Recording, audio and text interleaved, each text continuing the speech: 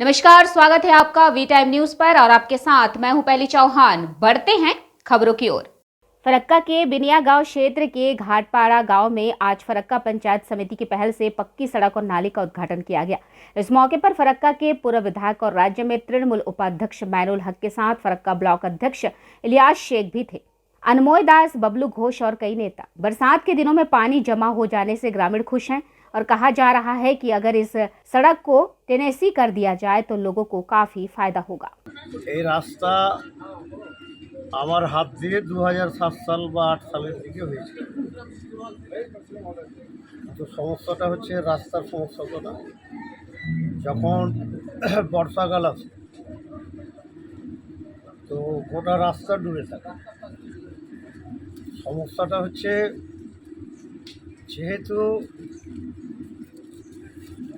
পূর্ব side সিআইএসএফের camp আছে, total ব্যারেজের land আছে, তো সেখানে সিআইএসএফের অলরেডি ড্রেন আছে, কিন্তু আমাদেরকে জল বেরোবার জন্য ওই ড্রেনের সঙ্গে কানেকশান করতে দিচ্ছে না। এটাই হচ্ছে মূল সমস্যা। তাই এই রাস্তা এখন যেটা করা হবে এটা পঞ্চায়েত সমিতি থেকে ধরা হয়েছে। এখানে পঞ্চায়েত সমিতির প্রতিনিধি ববলু ঘোষ আছে, ইলিয়াস আছে, সবথেকে বড় কথা যে রাস্তার মিডিল দিয়ে যে ড্রেনটা করতে হয়, এটাও আমি বহু জায়গায় করেছি, কাঞ্চনতলায় করেছি। এই ধরনের কাজ আমি সম্ভবত বড়াইপাড়ার দিকে করেছিলাম, অনেক জায়গায় করেছি। কারণ এটা স্ল্যাবটা দিতে হবে আর স্ল্যাবের সঙ্গে ফুটো রাখতে হবে জল শুকাবার, যাতে জলটা দুদিককার জল যাতে ওই ড্রেনে ঢুকে যায়। মূল সমস্যা হচ্ছে যে এই কাজটা খুবই গুরুত্বপূর্ণ কাজ।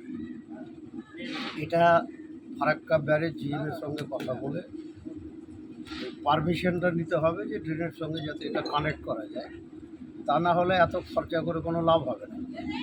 সেটা আমি জিএমের সঙ্গে আজকালের মধ্যে, যেহেতু ছুটিতে ছিলেন, অনেকের পর ফিরেছেন, তো আজকালের মধ্যে দেখা করে সলভ করার চেষ্টা করবো। কত টাকার কাজ হচ্ছে দাদা এর জন্য? 10 লাখের কাছাকাছি। এই কাজ হলে গ্রামের কত লোকের সুবিধা হবে? টোটাল গ্রামেরই সুবিধা। ওরা তো মানে জলে আবদ্ধ হয়ে থাকে, সেখানে আবার কত লোকের সুবিধা কি, গোটা গ্রামেরই সুবিধা। এই জল নিকাশি ছাড়া আর কিছু শিলান্যাস হবে, কাজ হবে? আমাদের মা মাটি মানুষের সরকার, খোঁজ নিয়ে দেখলেই হবে। প্রতিদিন কোনো না কোনো গ্রামে কাজ হচ্ছে, রানিং কাজও চলছে, আবার শুভ সূচনাও হচ্ছে, কাজের সূচনাও হচ্ছে এবং অলরেডি রানিং কাজ চলছে প্রচুর জায়গায়, ফোনে শেষ করা যাবে না। আমাদের মূল টার্গেট ফারাক্কায় এখন ব্লক হাসপাতালটাকে যত তাড়াতাড়ি সম্ভব চালু করা। দ্বিতীয় হচ্ছে ফিডার ক্যানেলের পশ্চিম পাড়ে যে পানীয় জলের যে সমস্যা, এটা একটা মারাত্মক সমস্যা।